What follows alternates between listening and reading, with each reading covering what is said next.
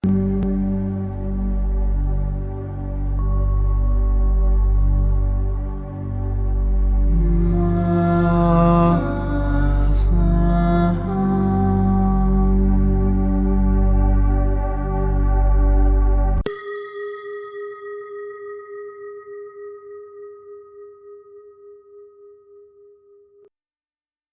qui suit est la transcription d'un échange entre Mathias de Stefano, désigné ici comme moi, et son soi supérieur, désigné comme je suis.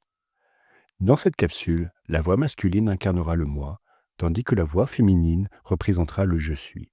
Cette conversation, intitulée Le déni, a été réalisée le 19 septembre 2020. Plus j'analyse les aspects mentaux et émotionnels qui me constituent, plus je réalise tout ce que j'ai nié en moi-même. Parce qu'on revient toujours à la même chose, la survie.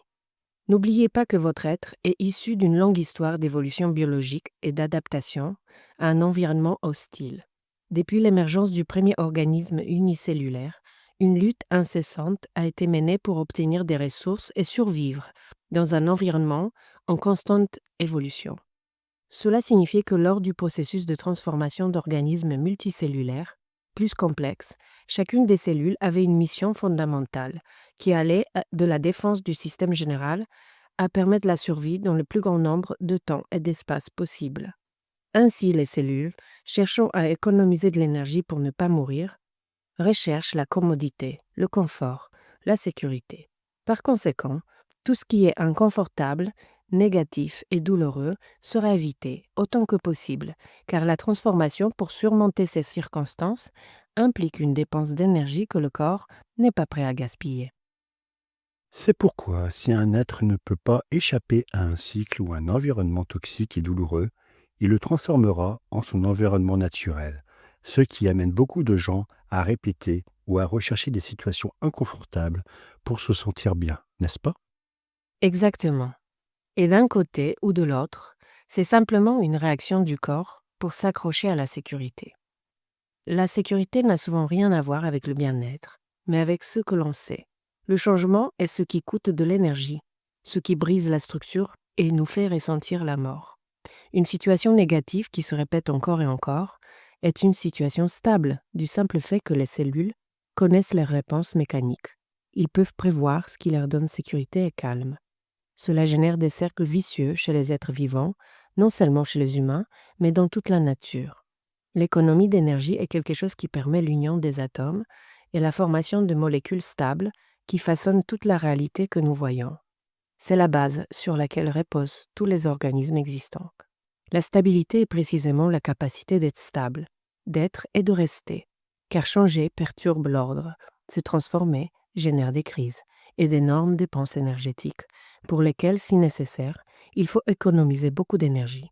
Pour cette raison, la nature, lorsqu'elle a besoin de se transcender sous forme de métamorphose ou de reproduction, économise et consomme beaucoup d'énergie, mangeant et dormant le plus longtemps possible, comme le font le règne végétal et animal.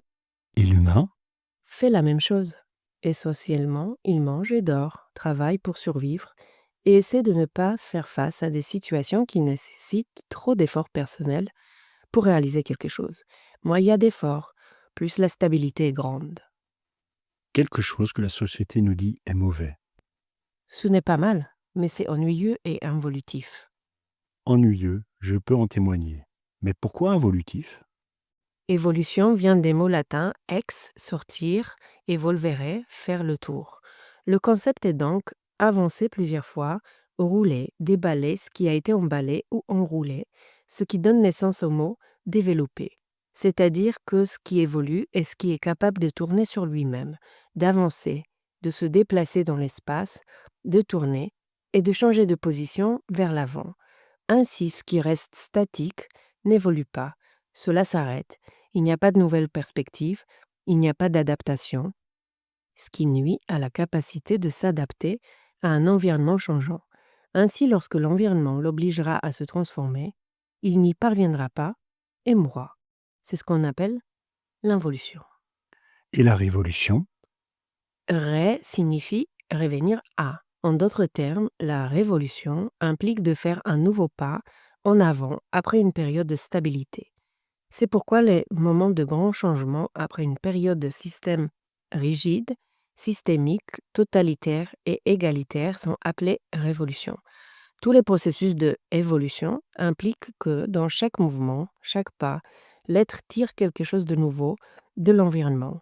On pourrait dire que l'acte d'évoluer s'ouvre pour s'exprimer vers une nouvelle réalité qui nous amène à vivre une nouvelle expérience, qui nous donnera de nouveaux concepts à intégrer, qui nous donnera la sagesse de passer à un nouveau niveau et de transcender le précédent. Prendre ou saisir quelque chose en latin se dit prendere, et l'action de saisir quelque chose se dit apprendre. La même chose se produit avec les langues saxonnes à travers le concept lisnana, qui donne naissance à l'anglais learn, qui signifierait acquérir. L'apprentissage est donc le concept d'acquisition de nouvelles perspectives et connaissances du monde au fur et à mesure que j'y évolue. Mais la peur de ce qui peut arriver si je dépense mon énergie à bouger sans savoir ce qui va se passer me fait chercher la zone de confort. Et cette conformité qui vient du latin garder la même forme me conduit directement au déni. Ainsi, le contraire de l'apprentissage serait le refus du mouvement. Donc, le déni, dans tous les aspects de notre vie, nous amène à voir ce que nous ne parvenons pas à assimiler ou à transcender. Dis-moi ce que tu nies dans ta vie et je te dirai ce que tu ne sais pas y gérer. Bien sûr, j'ai parfois remarqué que précisément les choses que je nie dans ma vie sont précisément celles que je ne sais pas gérer ou gérer lorsqu'elles apparaissent. Je n'ai pas les outils pour les transcender. Il est courant qu'un esprit, une émotion ou un corps essaie de se mettre sur la défensive qui est catégoriquement niée, car pour nous trois, ce concept est nocif. Il perturbe notre stabilité mentale, émotionnelle ou physique. Par exemple, dites-moi, que niez-vous dans votre vie? Le ressentiment en est un. La compétition en est un autre. Colère et tristesse. Eh bien, nous pourrions dire que vous êtes dans les attentes d'au moins 80% de la population humaine. Tout le monde veut être heureux, donc tout le monde va refuser la colère, la tristesse, la haine et toutes ces émotions qui nous rendent instables. Cependant, lorsque je nie que ces émotions font partie de moi, lorsque je refuse de les accepter comme faisant partie de ma vie, lorsque je les rejette ou les sépare comme s'il s'agissait de quelque chose d'autre que l'amour et le bonheur, ou lorsque je les juge, je ne fais que leur donner plus de pouvoir. Pourquoi? Analysons cela à l'aide d'une situation mondiale actuelle, le virus. Dites-moi, quand devient-on immunisé contre un virus? Quand je m'y expose, C'est-à-dire que la seule chose que fait la quarantaine est que le virus ne se propage pas afin que les médecins et les hôpitaux ne s'effondrent pas. Mais la quarantaine ne guérit pas le virus, c'est juste une mesure permettant de recourir progressivement aux services de santé. Une personne qui passe toute sa vie à se protéger des virus, à se laver les mains tout le temps, à faire bouillir toute l'eau avant de la boire, à ne jamais toucher la terre ni à marcher pieds nus, à ne jamais sortir s'il fait froid, à se couvrir tout le temps, à se couvrir le visage, en désinfectant tout ce que elle touche. Elle sera une personne facile à exterminer par une simple grippe, puisque son système immunitaire ne reconnaîtra aucun virus ou bactérie. L'organisme est renforcé par l'exposition, puisque le système immunitaire sait contre quoi il se bat, s'il le rencontre. C'est ainsi que l'on constate souvent que les enfants sales qui se promènent dans la rue tombent moins malades, ou presque pas du tout par rapport aux enfants qui ne sortent jamais et sont toujours propres. De même sur le plan émotionnel. Une personne qui s'inquiète tout le temps a tendance à tomber malade plus facilement qu'une personne qui s'inquiète pour la vie. nier une émotion dans ma vie, c'est comme nier un virus. Nier une réalité, c'est comme nier une bactérie. Lorsque votre première réaction à une déclaration est le déni, vous devriez vous poser la question: qu'est-ce qui vous pousse à le nier?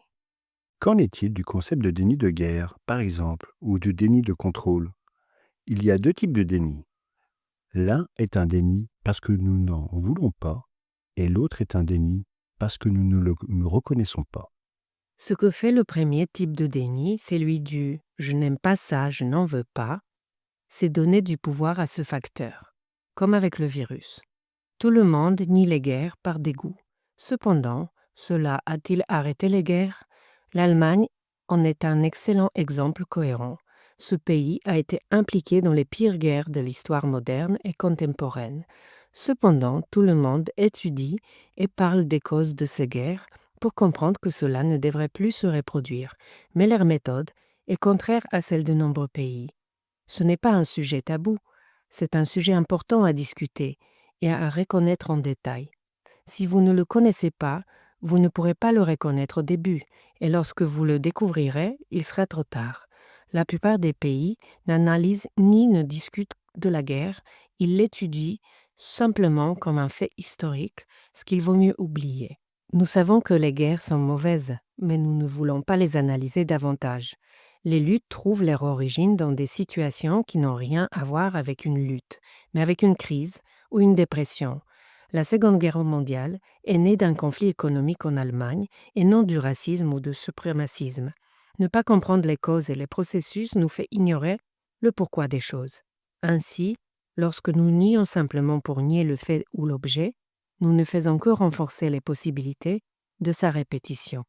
Un pays en crise économique commence naturellement à diviser la population entre riches et pauvres, puis en groupes ethniques, et génère alors du racisme, conduisant à une lutte de race et de classe, qui se termine par une révolution sanglante ou des coups d'État et des exilés.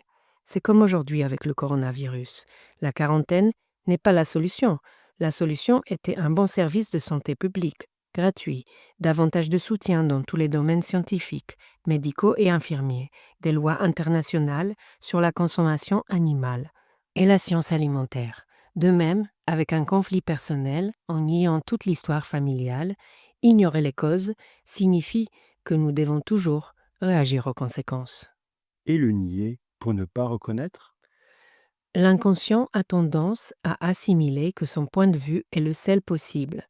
Quand quelqu'un vous dit « vous êtes jaloux » et que votre réponse immédiate est « non, je ne le suis pas », vous éludez quelque chose de fondamental que l'autre, pour une raison quelconque, a vu en vous.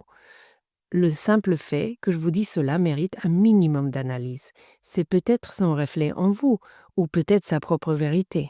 Un miroir vous a reflété quelque chose que vous devez voir. Peut-être s'agit-il simplement d'une tâche facile à laver sur votre visage, ou peut-être que c'est quelque chose que vous n'avez jamais remarqué parce que vous allez trop vite et que vous ne regardez pas attentivement. Chaque fois qu'on vous décrit d'une manière que vous ne reconnaissez pas en vous-même, que vous niez dans votre être avant de dire non, posez-vous la question « Pourquoi ?» Waouh, ça nous ferait tout le temps nous analyser. Vous avez l'impression que ça vous épuise, non? Un peu.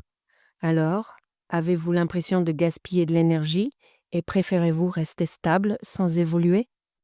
Eh ben, si tu le dis comme ça, non, je veux évoluer. Alors vous devez être cohérent. Le questionnement est la clé de l'apprentissage. Arrêtez de combattre ce que je nie est la clé de l'évolution.